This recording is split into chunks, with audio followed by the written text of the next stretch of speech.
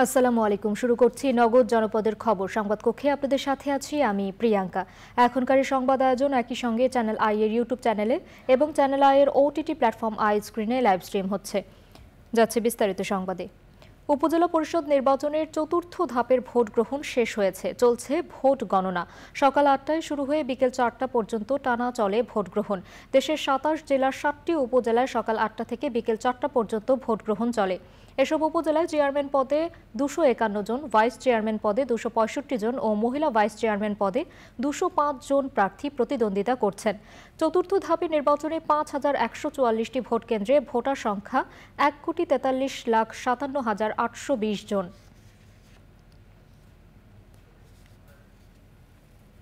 আগের ৩ ধাপের মতো চতুর্থ ধাপের উপজেলা নির্বাচনেও কেন্দ্রগুলোতে ভোটার উপস্থিতি কম ছিল। সকাল থেকে কেন্দ্রগুলোতে তেমন ভোটার উপস্থিতি দেখা যায়নি, তবে বেলা বাড়ার পর ভোটার উপস্থিতি কিছুটা বেড়েছে। নির্বাচনকে কেন্দ্র করে দেশের কোথাও কোনো অপ্রীতিকর ঘটনা ঘটেনি, তবে জামালপুরের সরিষাবাড়ী উপজেলার কয়েকটি কেন্দ্রে ইভিএমের সমস্যার কারণে চেয়ারম্যান প্রার্থী সহ ভোট দিতে পারেননি অনেকে।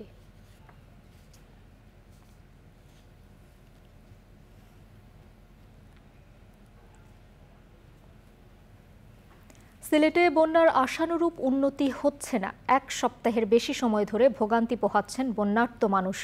বৃষ্টিপাত কম হওয়ায় সুরমা ও কুশিয়ারা নদী সহ সকল নদীর পানি কিছুটা কমলেও এখনও ৩টি পয়েন্টে বিপদসীমার উপর দিয়ে প্রবাহিত হচ্ছে। সিলেট থেকে সাদিকুর রহমান সাকির পাঠানো তথ্য ও ভিডিও চিত্রে রাজীব আহমেদের রিপোর্ট। সিলেটে কদিন ধরেই থেমে থেমে বৃষ্টি হচ্ছে। সিলেট নগরীসহ জেলার বন্যা কবলিত ১০ উপজেলায় বন্যা পরিস্থিতির উল্লেখযোগ্য উন্নতি হয়নি, যে কারণে এখনও কষ্টে দিন কাটছে বন্যার্তদের। রাস্তাঘাটের পানি না নামায় ঝুঁকি নিয়ে চলাচল করতে হচ্ছে। আমাদের গড়েতে আটুর উপরে পানি, বুঝছেন না, সব মাল চামড়া তো কিছুই বাঁচাইতে পারছি না, সব কিছু পানির তলে। আজকে ৩ দিন ধরে পানি হলাম, না রান্না না খাওয়া শুনতাম না। আমার একটা হাত বুটের ফালঙ্গা ছিল, এটা একবার কাগজের মতন বিল্লা বিল্লা গেছে। নদ নদীর পানি মঙ্গলবার রাতের তুলনায় কিছুটা কমলেও সুরমা নদীর কানাইঘাট পয়েন্টে বিপদসীমার ৫৬ সেন্টিমিটার, কুশিয়ারা নদীর আমলশীত পয়েন্টে ২১ সেন্টিমিটার ও ফেন্সুগঞ্জ পয়েন্টে ৪১ সেন্টিমিটার উপর দিয়ে প্রবাহিত হচ্ছে। গত ২৪ ঘন্টায় সিলেট শহরে বৃষ্টিপাতের পরিমাণ ছিল প্রায় ১৪৩ মিলিমিটার।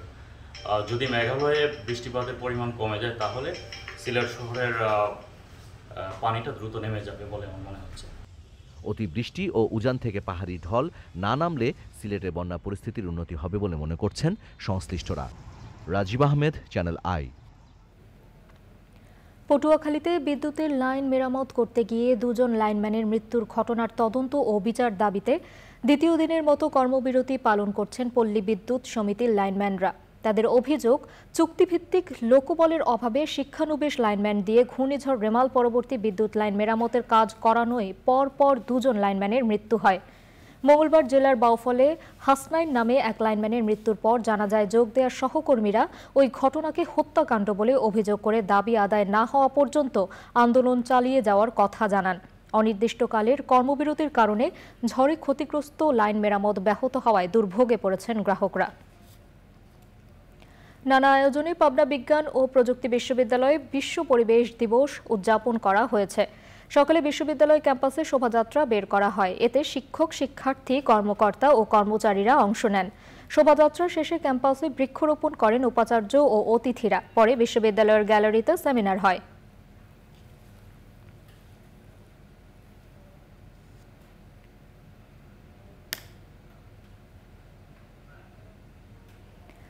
নগদ জনপদের খবর আজকের মতো এ পর্যন্তই। পরবর্তী কৃষি সংবাদ দেখার আমন্ত্রণ জানিয়ে শেষ করছি। ধন্যবাদ সবাইকে।